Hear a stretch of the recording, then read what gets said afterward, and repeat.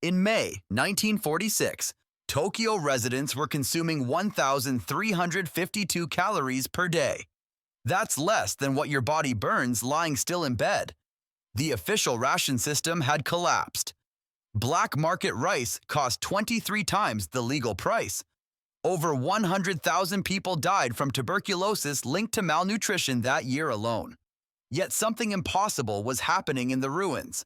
On plots no larger than a parking space, families were harvesting vegetables every 6 weeks. They were pulling radishes, then planting greens in the same soil within days. Before those greens matured, they'd already started beans between the rows.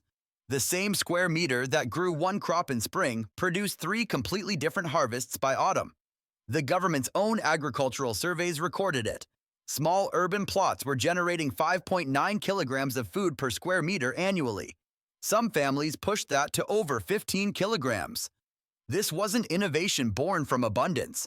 This was survival engineering refined under conditions where a single planning mistake meant starvation. No machinery, no chemical fertilizers. Those had been diverted to the war effort years earlier. No long growing seasons or favorable weather, just relentless rotation, spatial efficiency, and a method of sequencing crops that defied what most agricultural systems considered optimal. By 1949, Japan's rice production had recovered by 3 million tons. But that's not the story that matters for survival. The story is what happened in those tiny plots when centralized systems failed. Because what families practiced during the occupation wasn't just gardening. It was a time compression technique that multiplied output without expanding land. The method had rules: strict planting windows, precise crop successions, coordinated rotations where the roots of one plant prepared the soil for the next. It required no technology, but it demanded exact knowledge, the kind of knowledge that gets lost when people depend entirely on supermarkets and supply chains. This system didn't appear in 1946. It had been standard practice in Japanese agriculture for generations. Farmers had been layering multiple crops into the same field for centuries, treating time as a resource just as finite as soil. When war destroyed imports, severed supply lines, and reduced domestic production by 26%, it was this pre-industrial framework that kept people alive. Here's what the historical record doesn't explain. Why did this approach disappear almost everywhere else? Stay with me. What you're about to hear could change how you understand survival. Because if a family in a bombed-out city with no fertilizer could harvest 3 times faster than we do today with every advantage, then the efficiency gap isn't about tools. It's about knowledge we stopped transmitting. And you need to know what that knowledge was. When your grocery store runs low, you buy extra. When prices spike, you switch brands. You adapt within the system. That's preparation for inconvenience, not survival. Real pressure doesn't give you options, it removes them. In 2025, Japan faced rice shortages and price surges not because of drought or disaster, but because decades of deliberate agricultural policy had dismantled domestic production capacity. The system optimized for efficiency under stable conditions. When global supply chains destabilized, there was no buffer, no redundancy, just immediate scarcity. That's the pattern across modern food systems. They're designed for abundance, not disruption. The average Western household depends on products traveling thousands of miles. Those systems deliver variety and convenience until they don't. A single trade embargo, a currency collapse, or regional conflict can sever that dependency within weeks. In 1946, Japanese families couldn't wait for supply chains to recover. Import restrictions meant foreign food aid was sporadic. Domestic rice deliveries were delayed by up to 50 days in northern cities. The official rationing system nearly collapsed entirely in June when Tokyo's domestic food supplies dropped to almost zero. American wheat imports saved the ration system, but those shipments were politically contingent and couldn't be relied upon. The families who survived weren't stockpiling. You can't stockpile your way through multi-year disruptions. They were producing continuously. On land, most people today wouldn't consider viable for serious food production. This is where the math changes. Standard American vegetable gardening generates about 2 kilograms per square meter annually. Optimistic estimates for well-managed gardens reach 3 to 4 kilograms. Small-scale intensive vegetable farming, the kind practiced in post-war Japan, documented yields of 5.94 kilograms per square meter on average, with high-performing plots exceeding 15 kilograms. That's not a modest improvement. That's a structural difference in caloric output. It's the gap between supplementing your diet and sustaining your family. The method required no special soil, no advanced inputs, and no unique climate. It worked in urban rubble. It worked in mountainous regions with limited arable land. It worked during the coldest months and the poorest harvests because the system wasn't built around optimal conditions. It was built around continuous productivity under constraint. Here's what most preparedness advice misses. Growing food once per season leaves you vulnerable for months. You plant in spring, harvest in summer, then wait. If that harvest fails, weather, pests, disease, you've lost the season. There's no recovery time. The Japanese approach eliminated that vulnerability. It treated the growing season not as a single event, but as a sequence of overlapping cycles. One crop's growth phase coincided with another's harvest. Failures could be compensated within weeks, not months. That's the survival advantage. Not total yield, but continuity of yield. The ability to produce food faster than disruption can stop you. Most people prepare for comfort. The families who survived 1946 prepared for endurance. This wasn't improvisation. It was inherited technique. Japanese farmers had been practicing relay cropping and succession planting for centuries. Long before post-war crisis, these methods were standard across East Asian agriculture.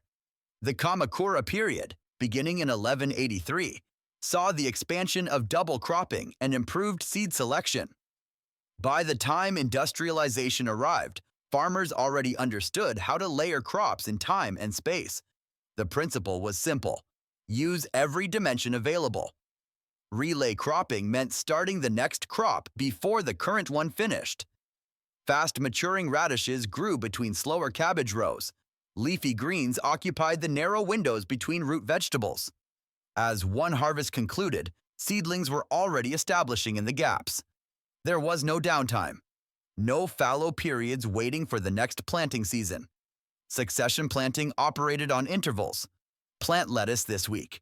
Plant more lettuce 2 weeks later. Harvest the first planting, then plant again in that space.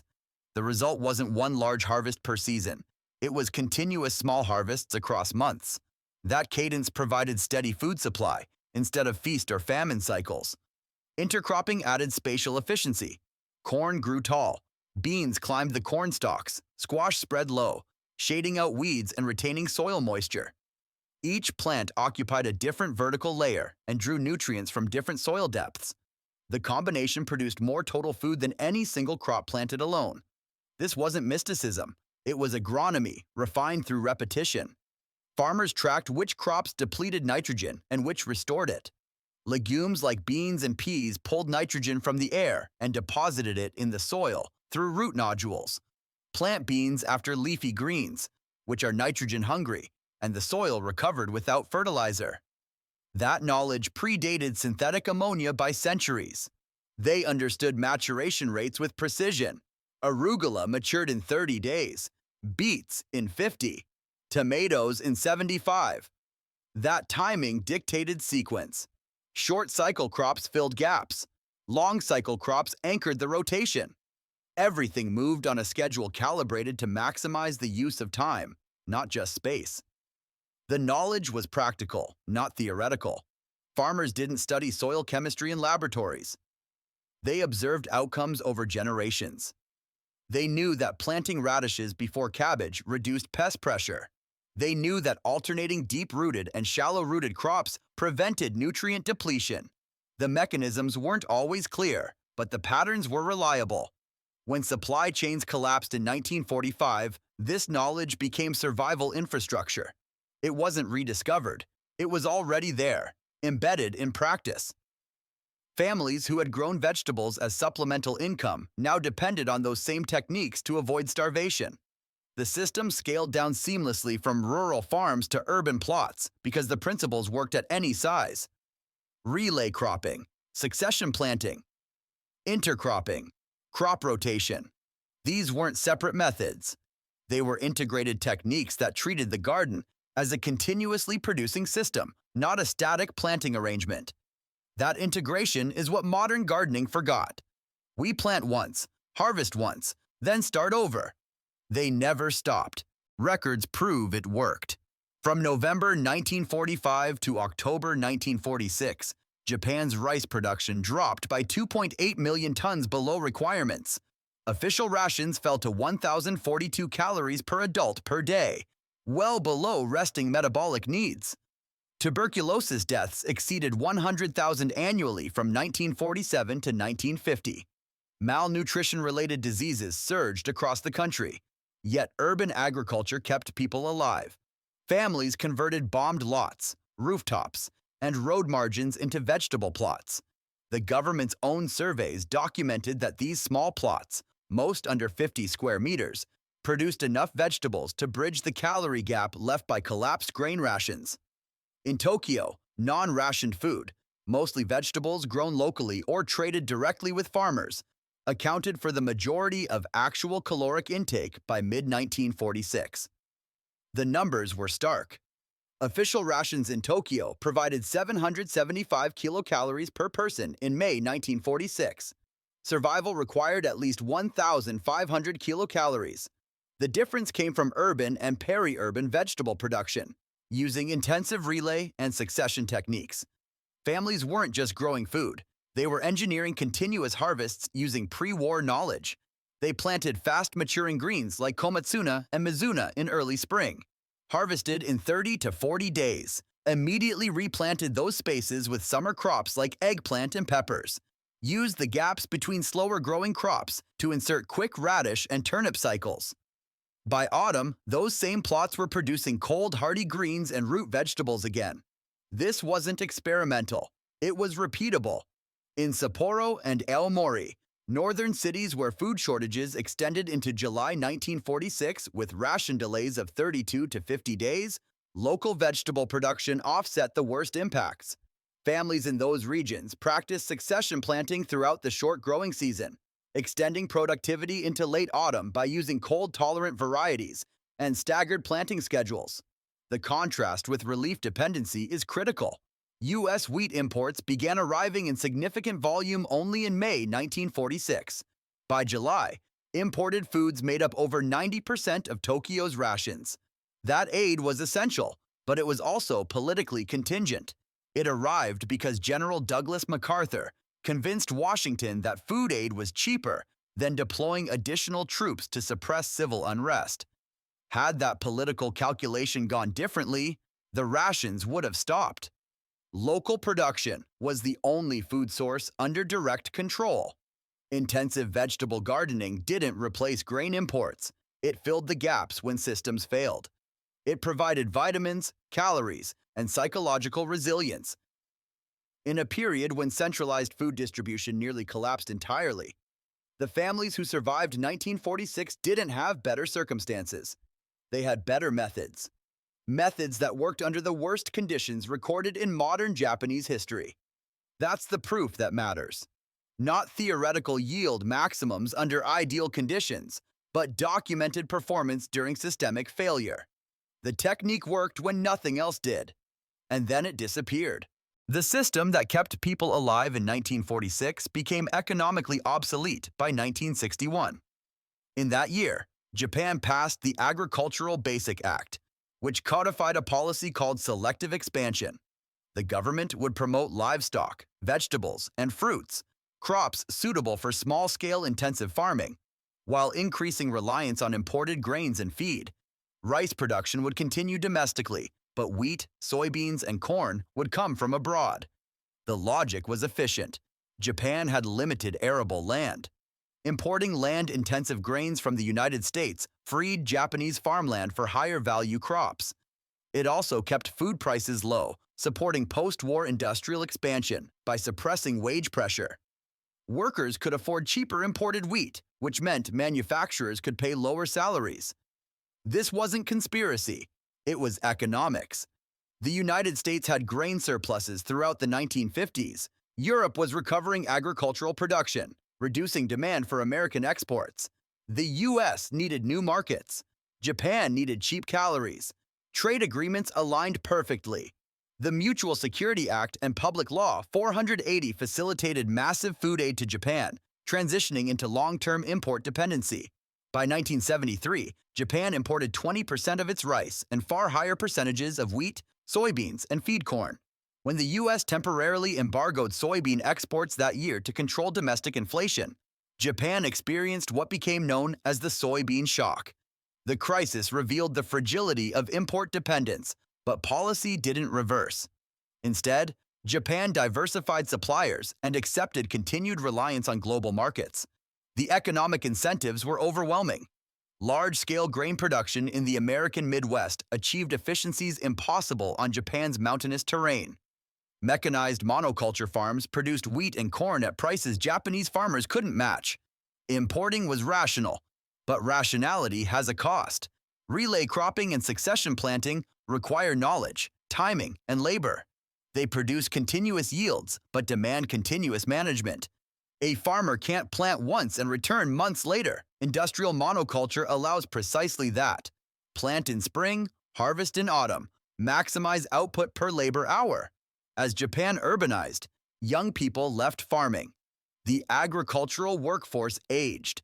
Policy supported consolidation and mechanization, not labor-intensive techniques. Relay cropping didn't scale to industrial agriculture. Succession planting didn't suit export markets demanding uniform products at predictable intervals. The knowledge base eroded through economic displacement, not suppression. Younger generations learned industrial methods or left agriculture entirely. The intensive vegetable techniques that sustained post-war survival became economically irrational under globalized trade. Compare two systems. One requires recurring purchases, seeds, fertilizer, equipment, from centralized to suppliers. The other requires inherited knowledge and continuous labor, but minimal external inputs. The first generates profit for supply chains. The second generates food for families. Centralized systems favor the first model. They optimize for control, scalability, and profit extraction. They don't favor techniques that reduce dependency. It's not a conspiracy, it's incentive alignment. And the incentives systematically eliminated methods that prioritized local resilience over industrial efficiency. The knowledge disappeared because it stopped being profitable, not because it stopped working. Science confirmed what survival already proved. A 2023 study, published in the Proceedings of the National Academy of Sciences, analyzed global intercropping data and found that intercrop systems produce 43% more yield than expected compared to monocultures. The land equivalent ratio, an efficiency metric, averaged 1.23 across studies. That means intercropping requires 23% less land to produce the same food output. Some systems exceeded 2.0. Maize-legume combinations recorded land equivalent ratios above 1.67, meaning the intercrop produced 67% more food per unit area than planting each crop separately. That's not marginal. That's structural efficiency gain. A 2018 study of urban agriculture measured small plots producing 5.94 kilograms per square meter annually, with high performers reaching 15 kilograms. Those yields matched post-war Japanese records, validating that the documented survival outputs weren't anomalies. They were repeatable under modern conditions, using the same intensive relay and succession techniques. Research from FAO confirms small farms under 2 hectares produce 28 to 31% of total global crop production on 24% of agricultural land. Small-scale systems consistently demonstrate higher output per unit area than large industrial farms. The efficiency advantage isn't theoretical, it's measured. The mechanism is resource utilization. Intercropping captures sunlight at multiple canopy levels. Deep-rooted crops access nutrients shallow-rooted crops can't reach. Nitrogen-fixing legumes reduce fertilizer dependency. Fast-maturing crops occupy short windows that would otherwise remain fallow. Every spatial and temporal dimension gets used. Relay cropping studies show that planting a second crop before the first finishes increases total annual yield by 30 to 50% compared to sequential monoculture rotations.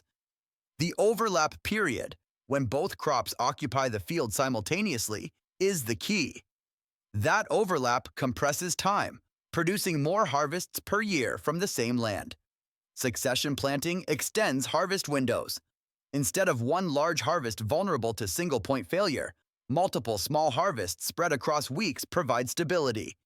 Studies on vegetable farms confirm that staggered planting schedules reduce total crop loss risk by 30 to 40% compared to single planting strategies. The biochemical mechanisms are clear now. Legume root nodules host rhizobium bacteria that convert atmospheric nitrogen into ammonia, depositing it in the soil. Following legumes with nitrogen-demanding crops like leafy greens eliminates the need for synthetic nitrogen fertilizer. That knowledge was empirical practice centuries before biochemistry explained it. Modern science didn't discover these advantages, it quantified them. The techniques worked before anyone understood why. Farmers observed outcomes, refined practices, and transmitted knowledge through demonstration. Science arrived later and confirmed what survival had already validated: that intensive, diversified, relay-based systems produce more food per unit area and time than monoculture systems optimized for industrial scalability. The data is published. The mechanisms are understood. The efficiency advantages are documented across hundreds of studies. They confirmed what already worked and what still works, if you know how to use it. Food systems are fragile now in ways they weren't before. Global grain reserves sit at historic lows relative to consumption. Climate instability increases crop failure frequency. Energy costs, which underpin mechanized agriculture, synthetic fertilizer production, and long-distance transport, are rising structurally. Geopolitical fractures threaten trade routes, and populations continue concentrating in urban centers dependent on uninterrupted supply chains. That's not alarmism, it's observation. In 1946, disruption was local. Japan's food crisis resulted from war, occupation, and restricted imports. Recovery was possible because the global system remained intact. Today, disruptions are systemic. When energy costs spike, food prices follow globally.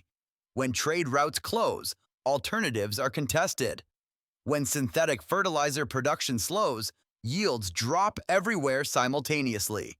Modern food security depends on the assumption that complexity will hold, that supply chains will function, that political agreements will endure, that energy will remain affordable. Every one of those assumptions is more fragile than it was a decade ago. The techniques that sustained survival in 1946 don't depend on those assumptions. Relay cropping doesn't require diesel. Succession planting doesn't require global trade. Intercropping doesn't require synthetic ammonia. The methods function independently of industrial infrastructure because they were developed before that infrastructure existed. They're not primitive, they're anti-fragile. They improve under constraint. That's the characteristic that matters for long-term survival. Not maximum yield under ideal conditions, but sustained yield under degraded conditions. Japanese farmers grew vegetables 3 times faster because they treated time as finite. They sequenced crops to eliminate downtime. They layered species to eliminate wasted space. They rotated plants to eliminate nutrient depletion. Every inefficiency was engineered out through iterative practice.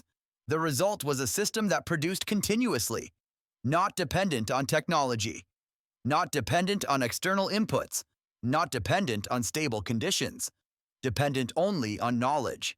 And that's what was lost. Not the capacity to produce food, but the knowledge of how to produce it when systems fail. We traded resilient techniques for efficient ones. Efficiency optimizes for abundance. Resilience survives scarcity. The contradiction from 1946 wasn't that families grew food in rubble. It was that they grew it faster and more reliably than most people can today with every advantage. They had worse soil, worse weather, no fertilizer, no machinery, and they still outperformed modern gardens because they knew how. That knowledge still exists. The studies confirm it. The historical records document it. The techniques are repeatable. But they require something most preparation strategies avoid: the willingness to learn methods that don't come from a store. Endurance beats optimization. Always. Because when systems fail, the survivors aren't the ones with the most supplies. They're the ones who know how to produce without systems. If remembering what was forgotten matters to you, subscribe to Roots of Survival. Every share helps keep this knowledge alive.